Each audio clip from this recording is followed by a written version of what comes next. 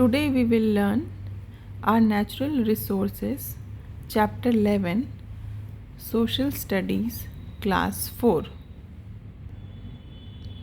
Nature has given us water, air, soil, minerals, plants, animals, and so on. These are called gifts of nature.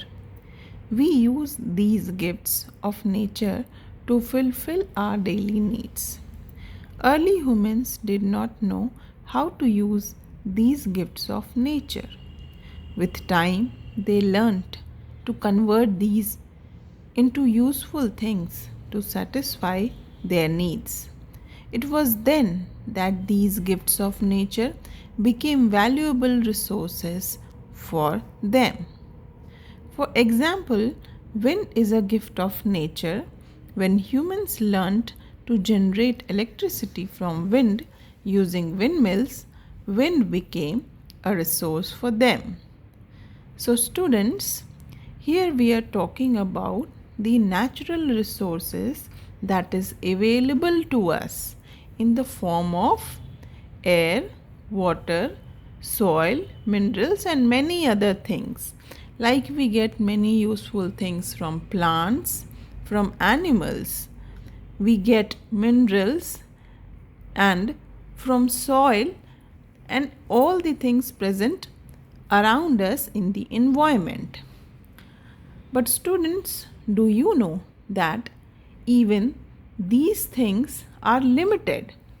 The good thing is that it is present in abundance. So, we never realize that one day will come when we may not be able to get access to these natural resources like water scarcity.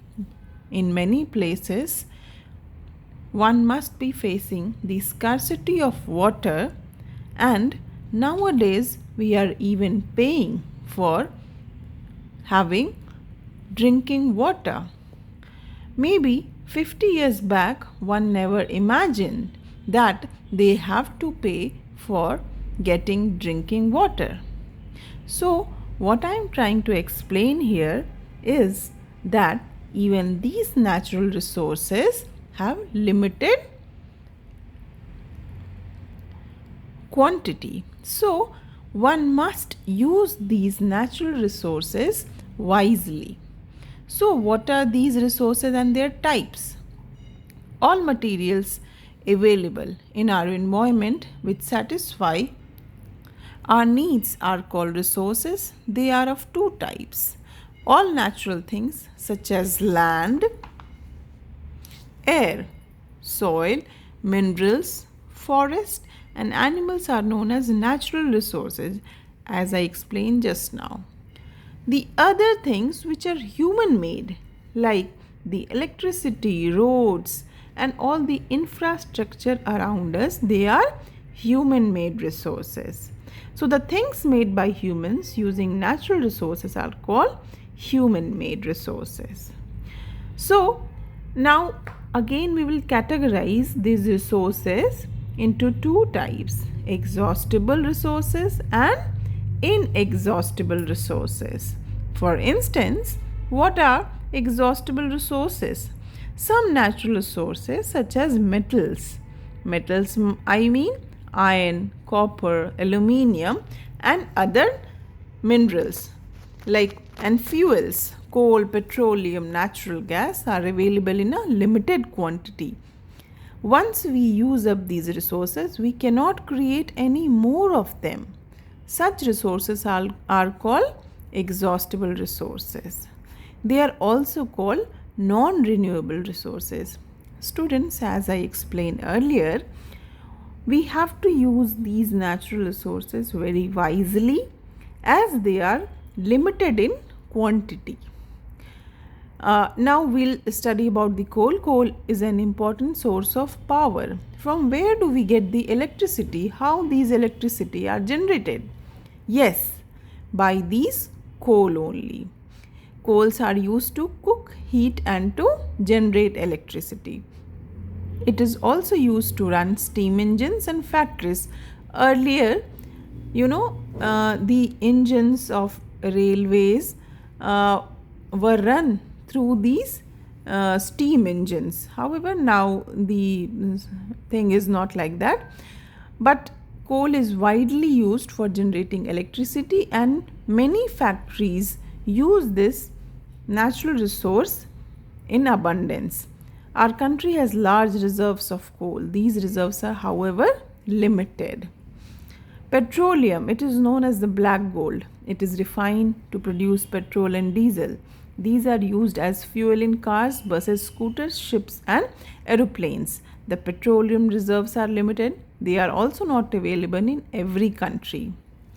Now, as we know that there is limited quantity of petroleum, so government is focusing more on electric vehicles.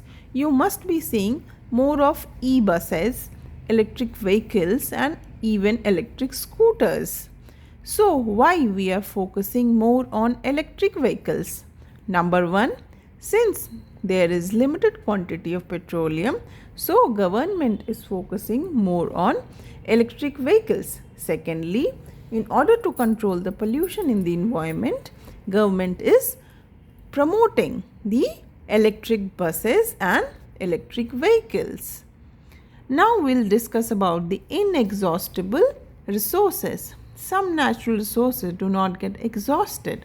These are called inexhaustible resources. Solar energy, air, water, plants and animals are few examples. They can be renewed, so these are also called renewable sources. The energy of the sun is called solar energy. Plants make food using this energy. It is also used to light streets, cook, heat water and generate electricity. Air is an important natural resource. All living things need air to live.